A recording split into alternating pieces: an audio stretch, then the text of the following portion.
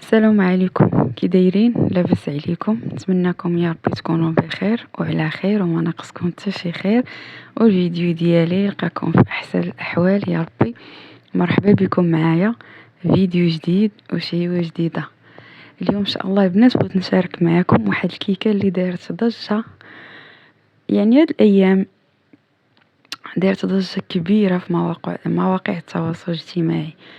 قلت نجربها ونشوف واش تستاهل، يعني هاد الضجه زعما اللي داروا عليها ولا ما تستاهلهاش.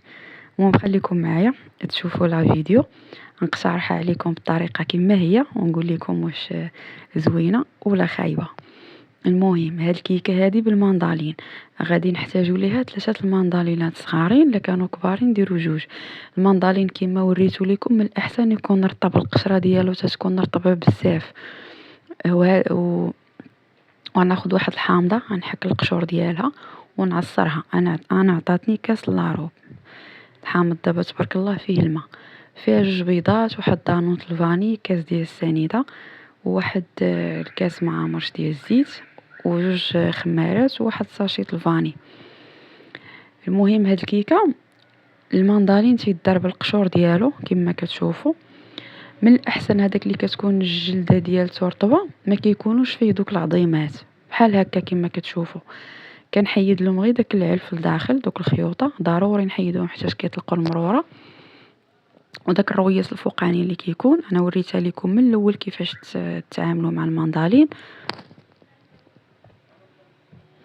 صافي بحال هكا درتو في واحد لوبول. انا هنا غادي نطحنها بالميكسور، نتوما ممكن تطحنوها في الطحانه احسن صراحه. الميكسور كيبقى يطير داكشي صراحه، وسخ ليا الحيط ديال الكوزينه. المهم نتوما ديروها في الطحانه. صافي كنبدا نطحن بحال هكا، راه كتشد الوقت واحد شويه غير داك الطحين ديال المندالين اللي كطحنوه في الاول. انا هنا ما صفيتوش، بغيت نخليه بحال هكا وعطى مذاق زوين.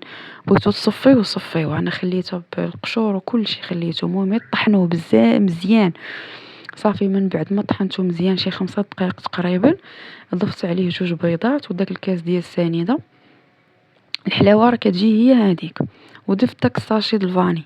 هنا غنخدم هذاك 2 بيضات والسنيده مع داك الليمون، غنخدمهم مزيان حيت هنا البيض يعني خصنا نخدموه مزيان. صافي من بعد نضيف داك هذا. شوفوا هنايا دانون حلف ما بغا يتساس ليا حتى مشيت خديت المعلقه، وسبحان الله بعد مرات ديما كي كتشديه كيتساس. دابا ما بغاش يتساس ليا. صافي جبت واحد المعلقه بحال هكا. صافي وعاد حيدته.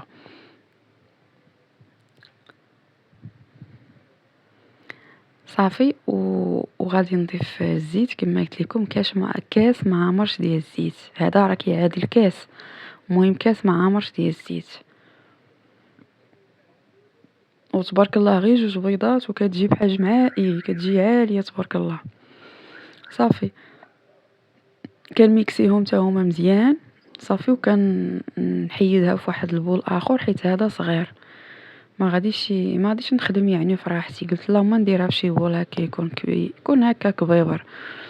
صافي غادي نضيف داك الحامض. انا راه الحامضه عطاتني كاس لاروب، يعني اللي عطاتو لكم الحامضه ديروه. ودرت القشور ديالها صافي وهذا. وغادي نبدا نضيف الدقيق. هنا الكاس الاول، انا الكيسان هنا ما كانوش كيعمروا ليا بزاف حيت الكاس كان فازق بالماء. من بعد نعطيكم شحال خدات ليا ديال الدقيق. هذا الكاس الثاني كما قلت لكم راه ما عامرنش بزاف. صافي كنخدم. حنا راه كنخدموا غير بشويه، انا حيتاش كنزرب لا فيديو كيبان لكم انا كنزرب. هذا الكاس الثالث، هذا الكاس الرابع. مهم انا نعطيكم المجموع. خدات من عندي 3 الكيسان وربع بالضبط، يعني بالكاس عامر غتاخد لكم 3 الكيسان وربع.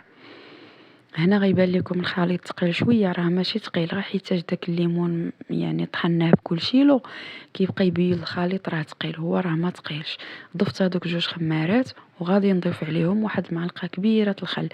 الناس اللي متبعين عارفه ان هذه القضيه، اني كنخلي الخل كنديرو مع الخماره كيعطيو واحد التفاعل زوين. هاد القضيه ديروها حتى مع البغرير. هنا غنضيف واحد المعلقه د النشا. هنا كنت غنساها تفكرتها حتى الاخر. صافي هنا ملي تضيفوا ديك معلقه النشا، على بال لكم الخليط تقال شويه، ضيفوا له شي شويه الماء طايب، واحد المعلقه كبيره. صافي هنايا كنكتب هذاك الحرف تاع هذا رقم 8 كيتكتب معايا. انا خديت المول ديالي دهنته بالزبده ورشيته بالكوك. انا ما بقيتش كندير الدقيقه البنات، كيجيني الكوك حسن. صافي هبطت الكيكه ديالي، ها نتوما كما كتشوفوا راه ما ثقيله ما والو، راه كتهبط معاك يعني بكل سهوله. صافي كما قلت لكم راه خدات معايا 3 الكيسان وربع ديال الدقيق. يعني انا قلت لكم ما كانش كيعمر. هنا راه كان هبط، فجيت نقلب على الراس ديال السباتولا ما لقيتوش بديت كنقلب عليه. كيوقعوا شي طرائف سبحان الله. صافي درتها على فران بارد، طابت من التحت وشعلت عليها من الفوق، عطيتها الوقت ديالها كافي. دايما الكيكه تدوزي 40 دقيقه، عاد حلي عليها الفران وشوفيها تدوز 40 دقيقه.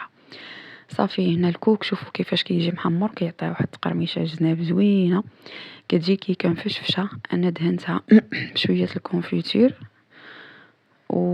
ودرت لها شويه الكوك من الفوق، وحطيت لها المندالينا بحال هكا من الفوق. يعني تزيين بسيط وعادي بلا بروتوكولات وكثرة تخربيق.